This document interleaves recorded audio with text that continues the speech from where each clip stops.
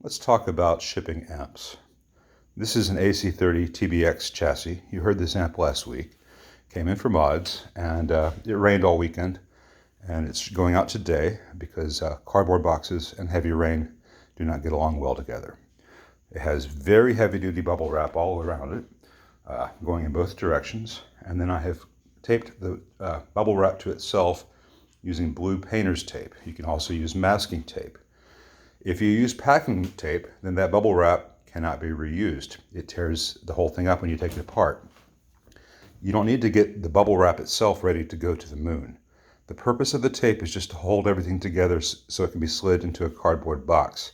That gives the full durability, and if you do things right, then the bubble wrap cannot move once it's in the cardboard. I'll add a bit more painter's tape to this, like in areas like this, just to make sure it doesn't undo itself when I pick it up. But you don't need to have duct tape, you don't need to have packing tape, you don't need to have a ton of it. Just whatever it takes to hold it together. Now FedEx shipped this one originally, and they had that really thin stuff all around the chassis. And that stuff doesn't do anything when you have a heavy steel chassis. Those bubbles just break. So that was in this box, this small box. And the new Cocoon will not fit in this box. So that box is not being used for this. I'll use it for something else in the future. Well, that box was in the big box, which would be fine if they had cut the box down. They did not. Or if they had used a lot of excess packing material to make up the gaps. They did not. So that small box was just sliding around in the big box. And that's a great way to damage an amp. So I have two options here.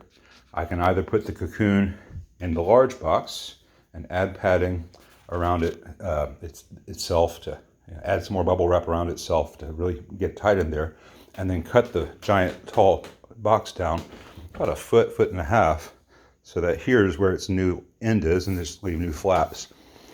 But I also have this box from Warehouse that has four 12-inch speakers in it, and it looks like it might precisely fit this. And if it can handle speakers, it can handle the weight of this chassis. So I'm going to try to use that box.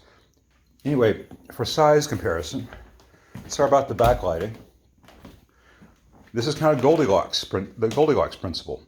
This is the chassis. That box is too small. That box, as it is too big.